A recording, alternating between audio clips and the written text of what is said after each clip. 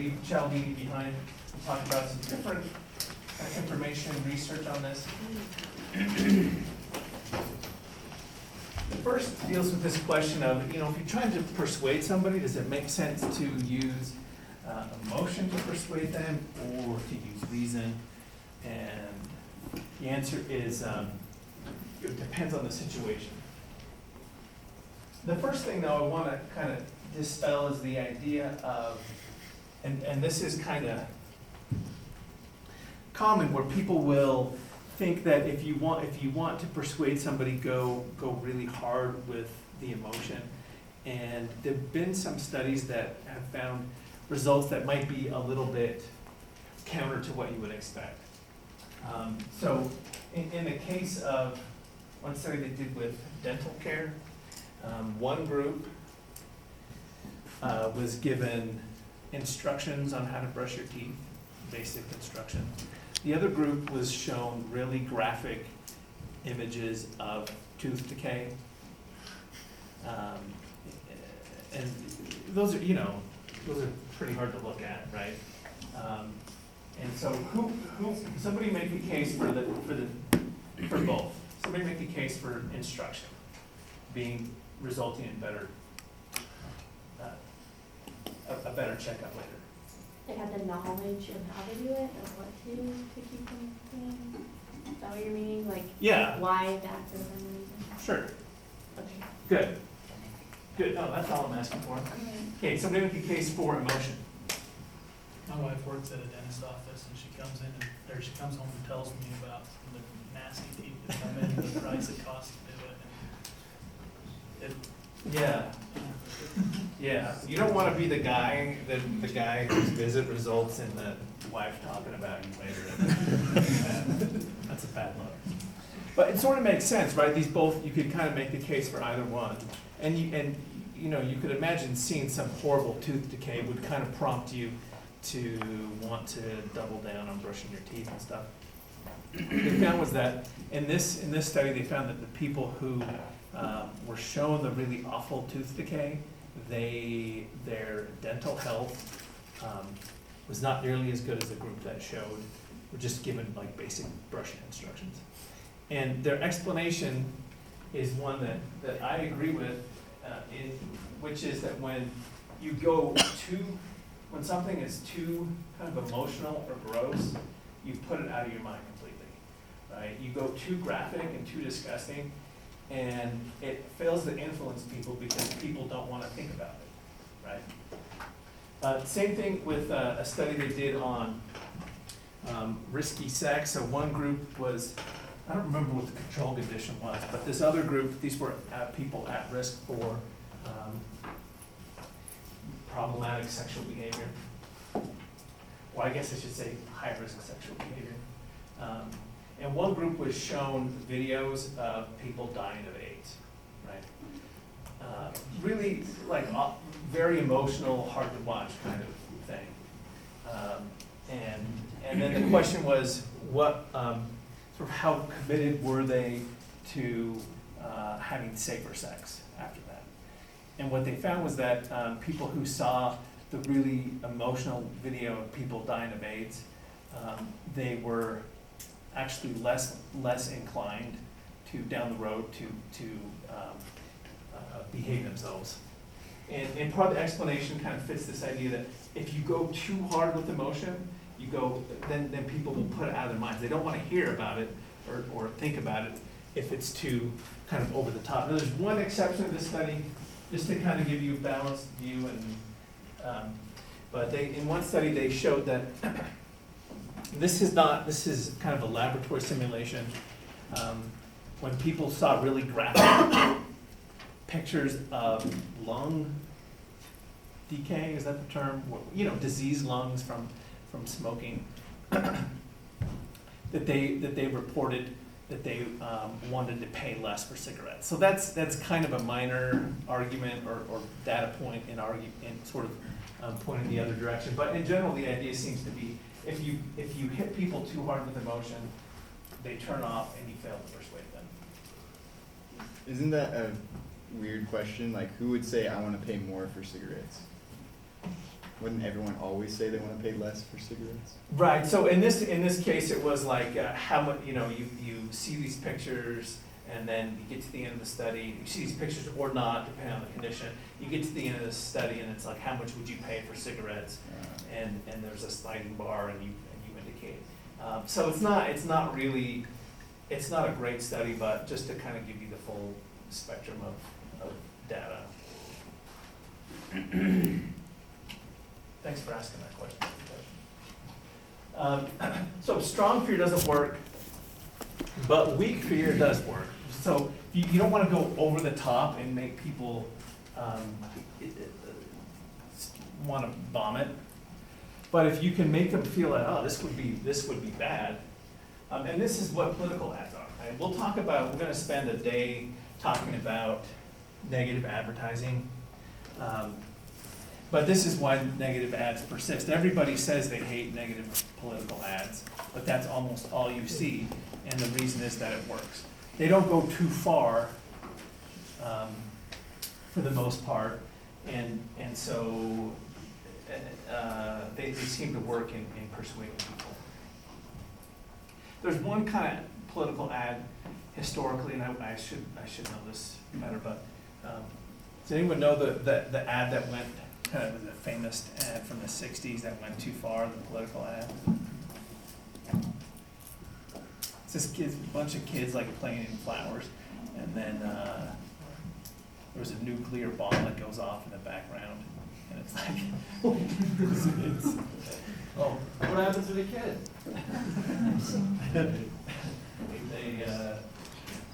Don't you play video games? They get mutated and they become super powerful. All right, so that's weak fear. Stealing thunder. This is actually a term that kind of originated in law, legal studies, which is what do you do if your client has some problematic information? Say you're defending somebody and this person has several prior convictions. You are, and they've shown this in studies, you're far better off as the defendant, you're far better off if you were the one who reveals that information.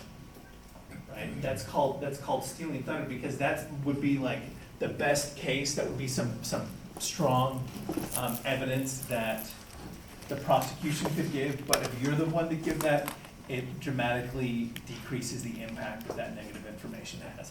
So that you see that kind of in the world of law, but you can also see that in advertising. And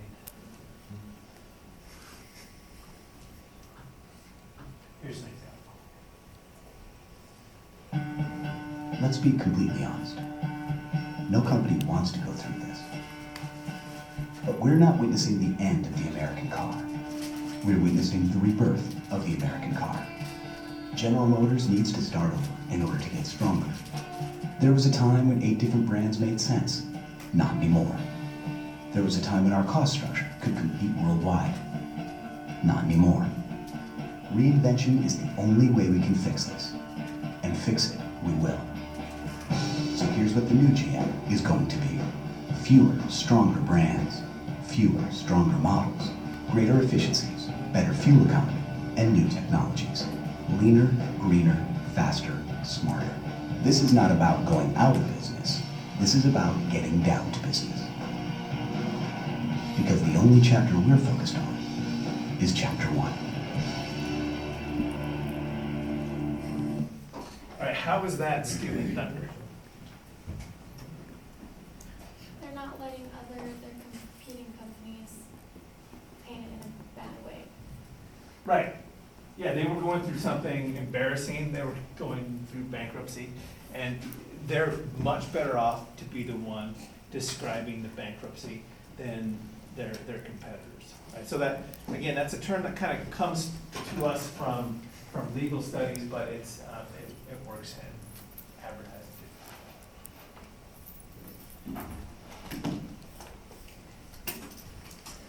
too. Source effects.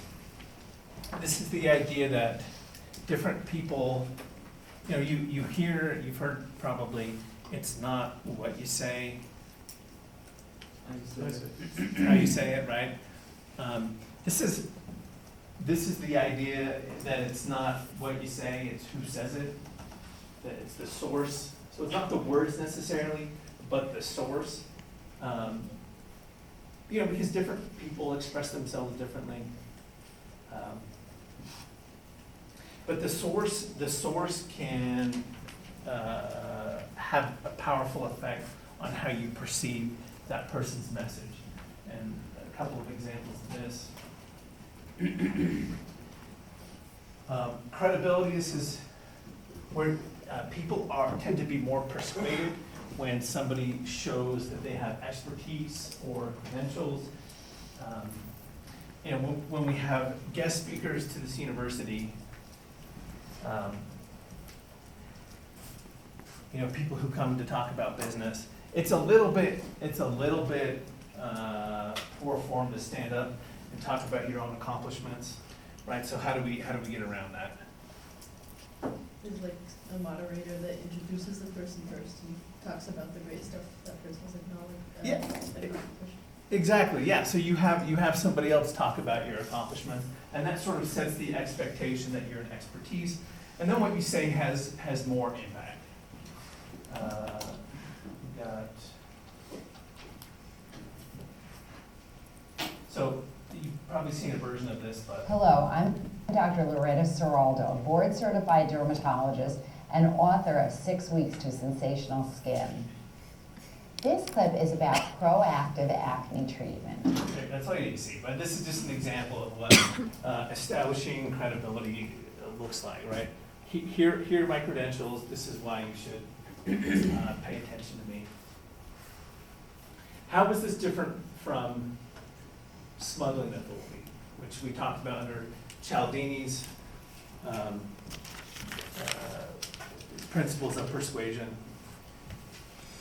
With those, you're not really given any kind of resume. You don't really hear. You just see the person on the commercial who's wearing something, and you're just expected to interpret them as that person of authority. Exactly, yeah. So when we talk about smuggling authority, you actually don't have any legitimate expertise in that domain. When we talk about source credibility, when you actually do have expertise and you state that expertise up front, that's what we're talking about here. So it's is it Jacob? Jacob, yep.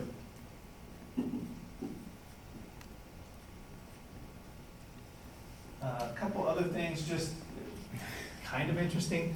People who speak fast are viewed as, they're more persuasive, they're viewed as more competent. So the same thing said by the same person, spoken quickly versus slowly. People perceive people who speak quickly as more competent and therefore they're more persuasive. People who speak powerfully and confidently are also considered, well, they're not considered, they are more persuasive. And I will give you an example of that. China all the time. When was the last time you saw a Chevrolet in Tokyo? When do we beat Mexico at the border? They're laughing at us. They're bringing drugs. They're bringing crime. They're rapists. The big lies. Obamacare, $5 billion we spent on a website. I hire people, they do a website, it costs me $3. Are you running? Are you not running? I am officially running for President of the United States. We need a leader that wrote The Art of the Deal. I will be the greatest jobs president that God ever created. You get the point, right? I don't like to get into politics, and so we can talk about politics in a way that's not political. This is a great example of powerful speech, right? He's very confident. He's not talking, he's borderline yelling, right? And that's more persuasive when somebody is bold and confident and their voice is elevated. People find that more persuasive. So that's a good example of powerful, confident speech. Trustworthiness, a good way for people to there something, did somebody say something back there?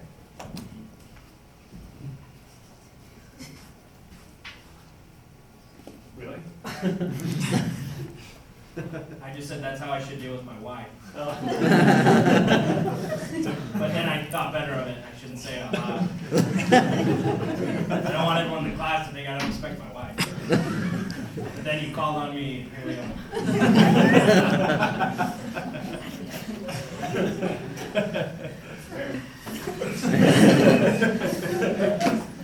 All right, so covert communication, again, powerful speech, speaking quickly, display of credentials, they sort of make you seem like you're an expert or persuasive.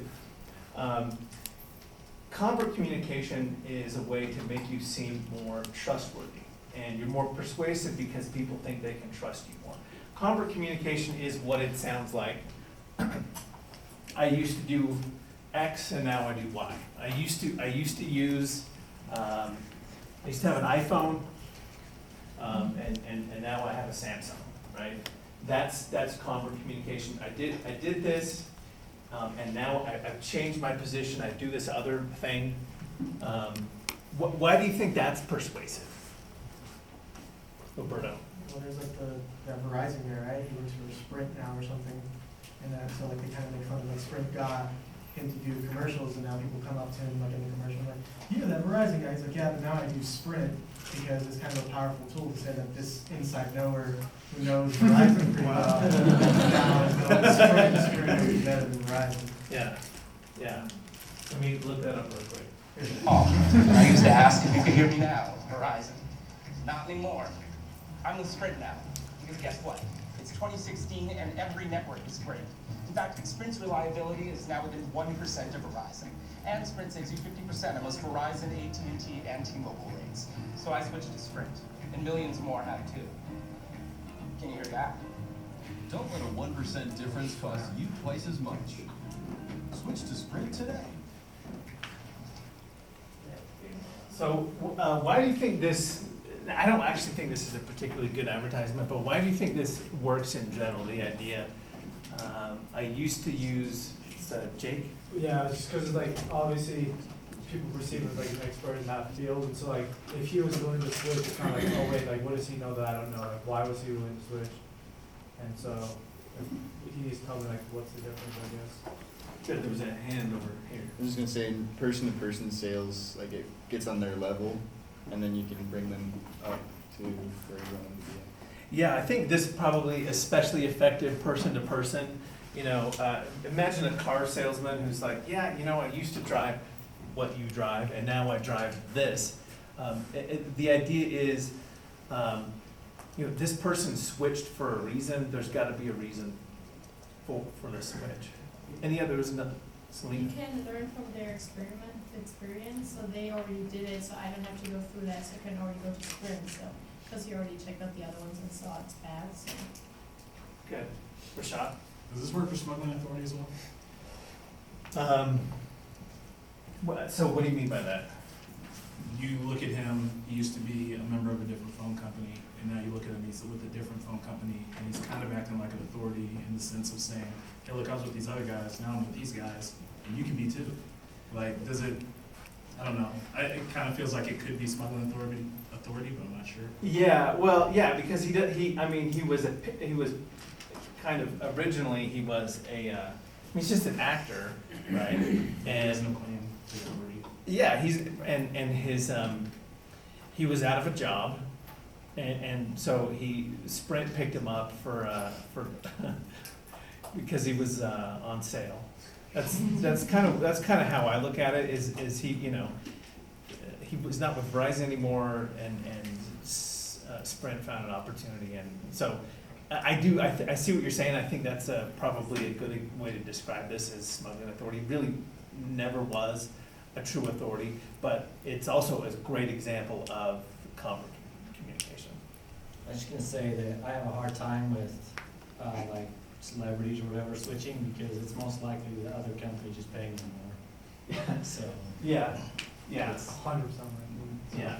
Yeah, I think, as Brant pointed out, this is probably more effective face-to-face than kind of on advertising campaigns. So the audience, as far as persuasiveness goes, people who are smarter tend to be tougher to persuade. You probably expect that.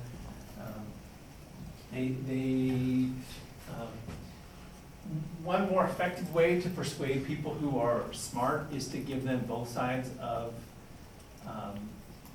the story. If you just come at, so people who are a little smarter tend to be suspicious when all they hear is one side, and they're sort of gonna respond better to, okay, there's this, there's this on the one hand, on the other hand. Overall, though, you're better off going this direction. That's an approach that would be, speak a little bit more to somebody who's smart, right?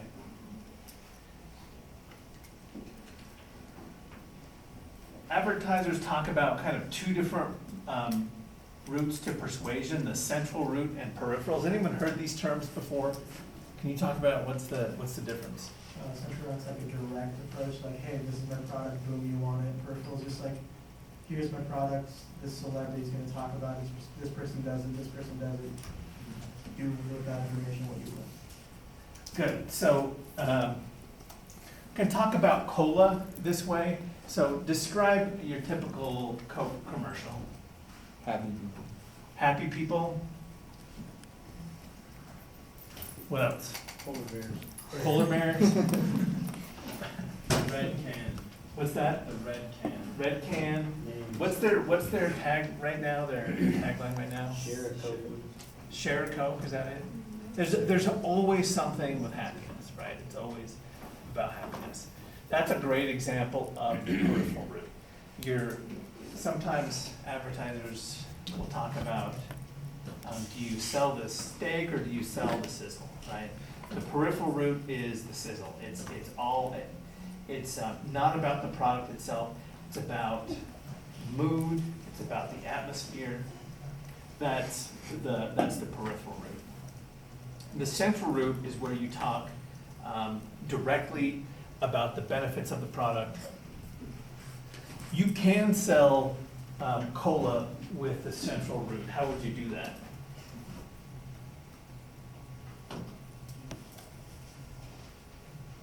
Pepsi challenge? Yeah, that's exactly, we're on the same wavelength, man. Yeah, Pepsi Challenge. So can you describe that for anybody who doesn't remember? It was like a campaign, I don't know if it still is, where they would just ask people, hey, try this random tart liquid, and try this one as well, which one do you like more? And then they'd show the people who were like, oh, I like A more, and that was their Pepsi or whatever. Right. And that was a competitor. Yeah, so, so the Pepsi Challenge, and then in their advertisements, they would talk about, 4 out of 5 people prefer Pepsi to Coke. That's a central route way to persuade people. Whereas Coke has almost always gone with the peripheral route, which is joy and happiness and that kind of thing. And of course, Pepsi now is all about the peripheral route too. They don't use a lot of facts and figures in their advertising. So in talking about intelligence, which approach would you prefer for people who are high intelligence? Central, right? You're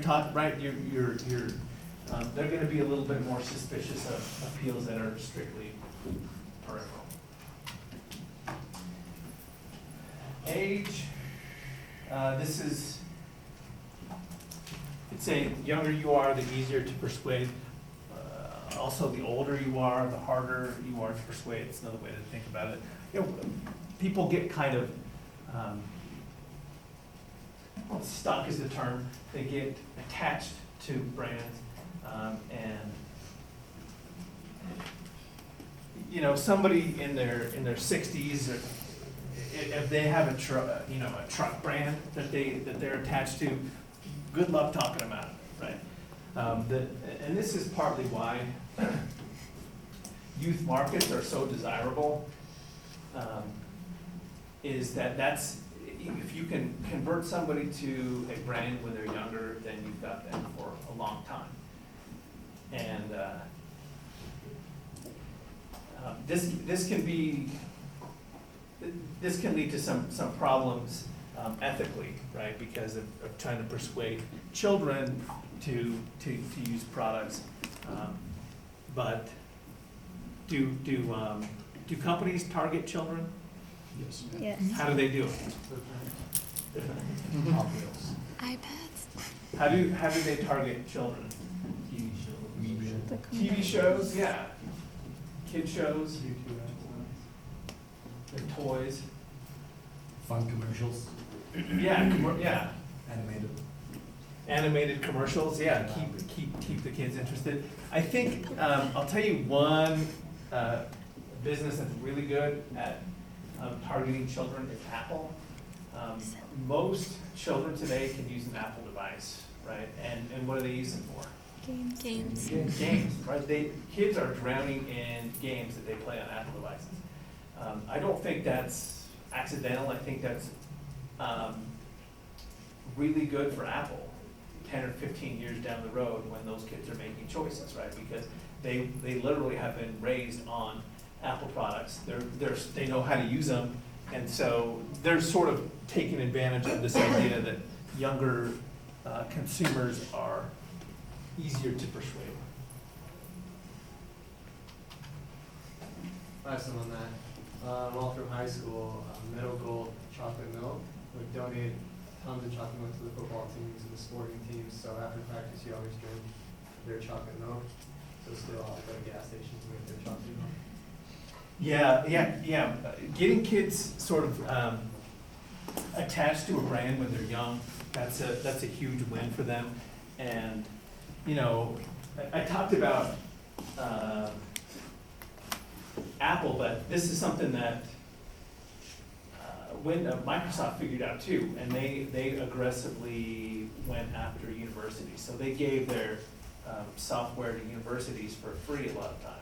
And so if you used a computer on campus, it would have would be Microsoft products. And the idea is you wouldn't graduate from college without being familiar with Microsoft Word and their products. And that was kind of their approach to getting persuading younger consumers. Yeah. So overheard messages, and I don't.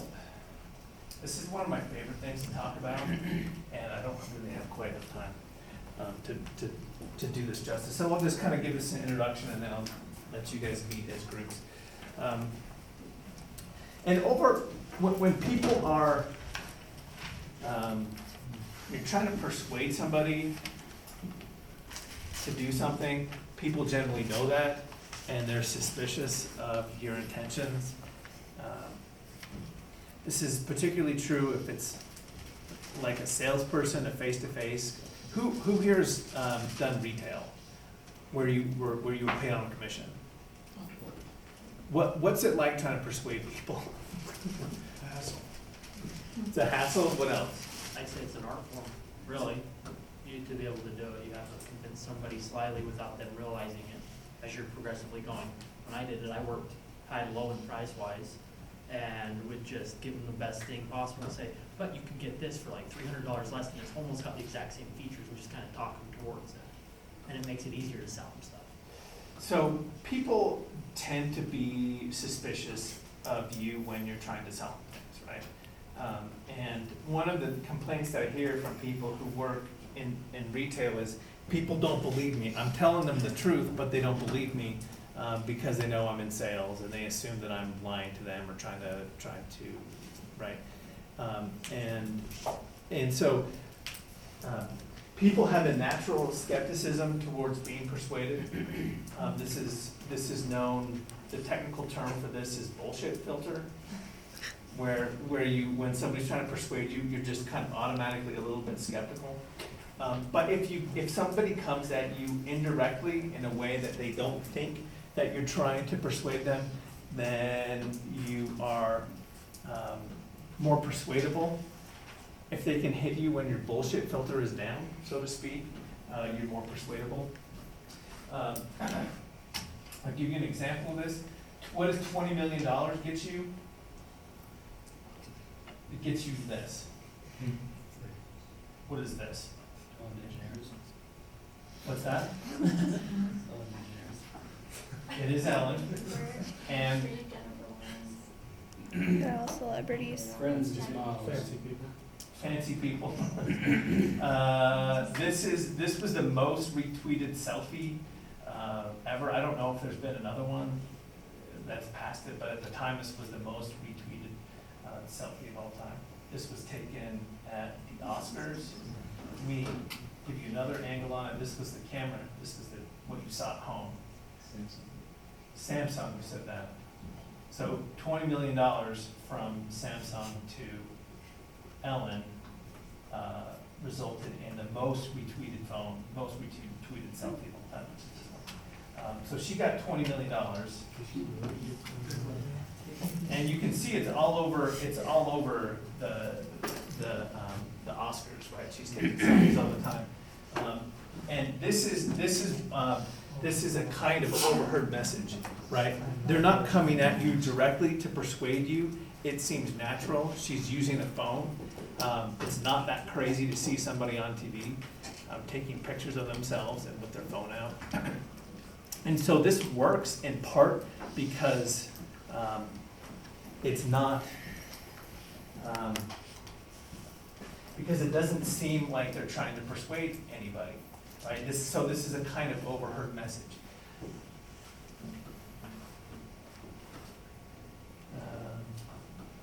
All right, I'm gonna break here. We'll pick up here next time. You